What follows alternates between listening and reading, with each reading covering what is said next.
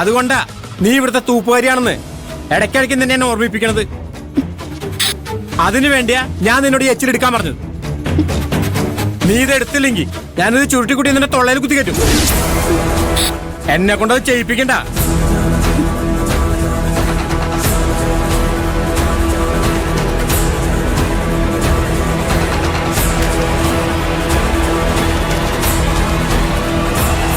നിന്നേക്കാളും മുരടിത്തരം പിടിച്ചവളെ ഞാൻ ചട്ടം പഠിപ്പിച്ചിട്ടുണ്ട്. പിന്നെയാ നീ കൊണ്ടുപോയി വേസ്റ്റ് ബിന്നിടറി.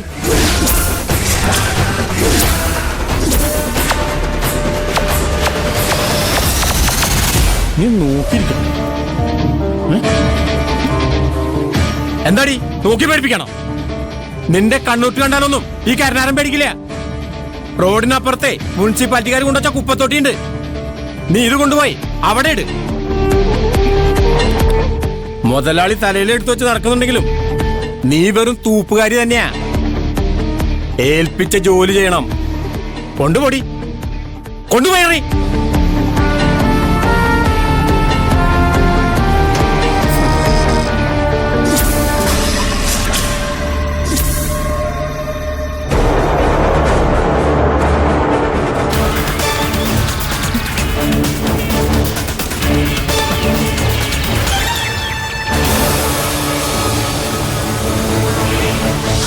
ഇതിനു മുമ്പ് ഞാൻ ജോലിക്ക് പെൺകുട്ടികളെ കൊണ്ടുപോയത് കണ്ണൂരിലേക്കാണ്. അത് ഇവിടുന്ന് പിന്നെ അടുത്താ.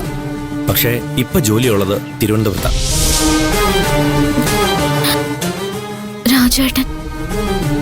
രാജേട്ടൻ എന്നെ കണ്ട എനിക്കിവിടെ തോപ്പ് ജോലിയാണെന്ന് അച്ഛനോടും അമ്മയോടും പോയി പറയും. നാട്ടുകാരും അറിയും. എന്താ ഇപ്പൊ ചെയ്യാ?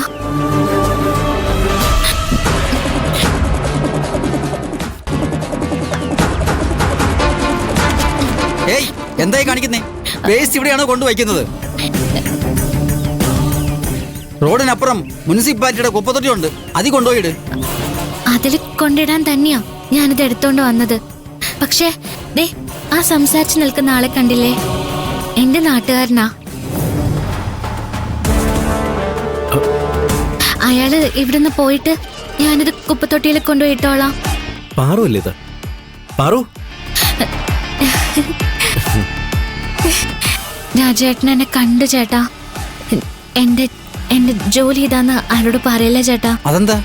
എനിക്ക് തയ്യൽ പണിയാണെന്നാ ഞാൻ എല്ലാരോടും പറഞ്ഞിരിക്കുന്നത്.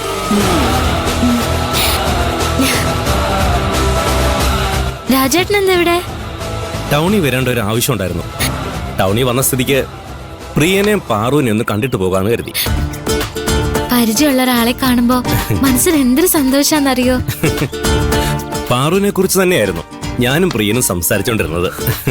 പാറുവിന്റെ ജോലിയെക്കുറിച്ചും ശമ്പളത്തെക്കുറിച്ചും ഒക്കെ. എനിക്കിവിടെ തോപ്പ് ജോലിയാണെന്നും എനിക്കിവിടെ കഷ്ടപ്പാടാണെന്നെല്ലാം ഇയാൾ രാജേട്ടനോട് പറഞ്ഞു കാണും. രാജേട്ടൻ ഇത് അമ്മയോടും അച്ഛനോടും ചേച്ചിയോടും പറയും. ഒരു തരത്തിലും ജീവിക്കാൻ സമ്മതിക്കില്ല ഇയാള്. ഇയാള് പറയുന്നതൊന്നും വിശ്വസിക്കരുത്. നാക്കെടുത്ത നുണയെ പറയൂ. നുണയോ? നീ മിടുക്കിയാണ്, ജോലി പെർഫെക്റ്റ് ആണ്, നിന്നെ പോലെ നന്നായി തയ്ക്കുന്ന വേറെ ആരും ഇവിടെ ഇല്ല, നിനക്കിവിടെ നല്ല പേരാണ് എന്നൊക്കെ ഈ പ്രിയം പറയുന്നേ. അതൊക്കെ നുണയാണെന്നാണോ നീ പറയുന്നത്? നീ മിടുക്കിയല്ലേ? നീ നന്നായി തയ്ക്കില്ലേ? അയ്യോ, അങ്ങനെയല്ല. ഞാനതല്ല ഉദ്ദേശിച്ചത്.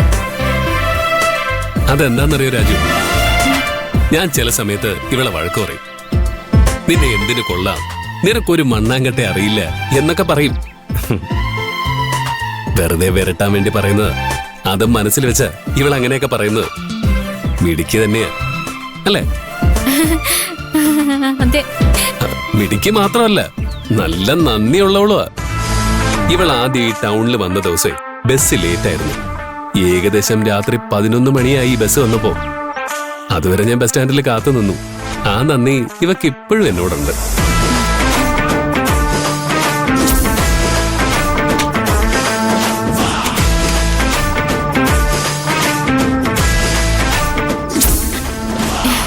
ഹോസ്റ്റലിൽ താമസ സൗകര്യം റെഡിയാക്കി കൊടുത്തതും ഇവളെ അവിടെ കൊണ്ടുവന്നാക്കിയതും ഞാന്. സിസിലി ചേച്ചിയുടെ കയ്യില് ഇവളെ ഭദ്രമായിട്ട് ഏൽപ്പിച്ചിട്ടാ ഞാൻ തിരിച്ചു പോകുന്നത്. അതിന്റെ നന്ദിയും സ്നേഹവും ഇവക്ക് ഇപ്പോഴും എന്നോടുണ്ട്, അല്ലേ പാറു? അതെ അതെ.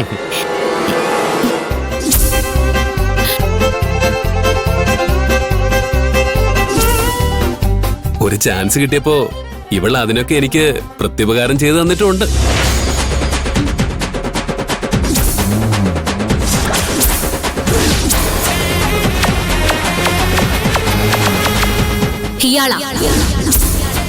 ഇയാളാ അത് ചെയ്തത്.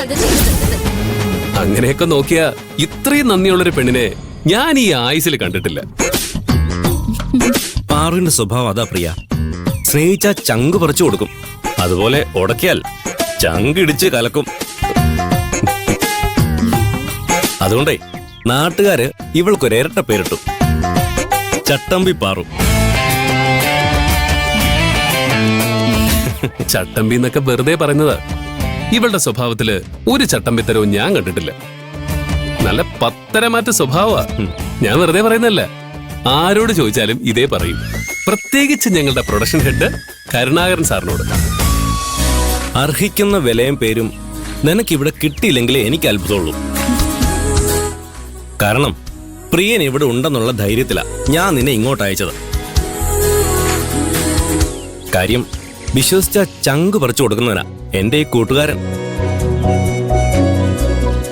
ഇവനെപ്പോലെ ആത്മാർത്ഥതയുള്ള ഒരാളെ ഞാൻ എന്റെ ജീവിതത്തിൽ കണ്ടിട്ടില്ല. രാജേട്ടന് ഇയാളെ ശരിക്കും മനസ്സിലായിട്ടില്ല എന്നർത്ഥം. പിന്നെ നിനക്ക് എന്ത് ആവശ്യമുണ്ടെങ്കിലും ഇവനോട് പറഞ്ഞാൽ മതി. എന്ത് ബുദ്ധിമുട്ടുണ്ടെങ്കിലും ഇവനോട് പറയണം. സ്വന്തം ജീവൻ കൊടുത്തിട്ടാണെങ്കിലും ഇവൻ ആ പ്രശ്നം സോൾവ് ചെയ്ത് തന്നിരിക്കും.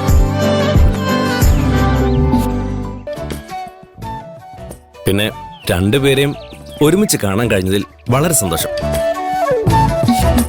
വൈകുന്നേരത്തെ ബസ്സിന് ഞാൻ തിരിച്ചു പോകും. രാജേട്ടാ, എനിക്ക് ശമ്പളം കിട്ടി. ആഹാ, വീട്ടിലേക്ക് മണി ഓർഡർ അയക്കാന്നാ കരുതിയത്. മണി ഓർഡർ അയച്ചാ 2-3 ദിവസം എടുക്കില്ലേ? രാജേട്ടന്റെ കയ്യിൽ തരട്ടെ, അച്ഛന്റെ കയ്യിൽ കൊടുക്കോ? പിന്നെന്താ മോളെ, എടുത്തോണ്ട് വാ. എന്റെ കയ്യിൽ തന്നെ ഉണ്ട്. കളഞ്ഞു പോകാതിരിക്കാൻ വേണ്ടി ഞാൻ കൂടെ തന്നെ കൊണ്ടുനടക്കാം. ഇത് എന്റെ ആദ്യത്തെ ശമ്പളം. നഷ്ടപ്പെട്ടു എന്ന് കരുതിയതാ, പക്ഷെ എന്റെ കയ്യിൽ തന്നെ വന്നു ചേർന്നു. രാജേട്ടന് ഇത് അച്ഛന്റെ കയ്യിൽ തന്നെ കൊടുക്കണം. കൊടുക്കാം മോളെ, ഇങ്ങത്താ. അപ്പൊ പ്രിയ, ഞാൻ പോട്ടെ, ഇനി വരുമ്പോ കാണാം. ഓക്കെ, ശരി മോളെ.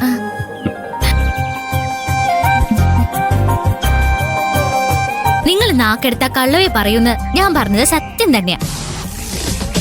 എന്നെ കുറിച്ച് രാജേട്ടനോട് പറഞ്ഞത് മുഴുവൻ കള്ളല്ലേ? കള്ളം പറയാൻ പാടില്ലല്ലേ? അങ്ങനെയാണെങ്കിൽ രാജുവിനോട് ഞാൻ സത്യം പറയാം. നിനക്ക് ഇവിടെ തൂപ്പ് ജോലിയാണെന്ന്. രാജു നിക്കണം. അയ്യോ, വേണ്ട വേണ്ട. സഹായിച്ചാലും കുറ്റം.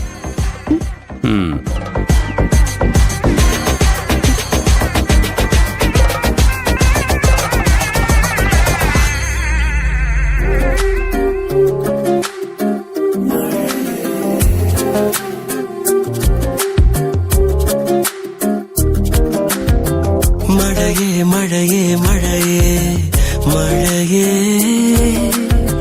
മനസ്സിൽ മഷിയായുതിരും നിറമേ ഉയിരിൻ തൂലികയിൽ നിറയും പെൺനിറമേ നീവൽ പ്രാവായി പാടും നീ നിറമേ നിറമേ നീരും നോവിൽ പുൽകും തേന്നിറമേ മഴയേ മഴയേ മഴയേ മഴയേ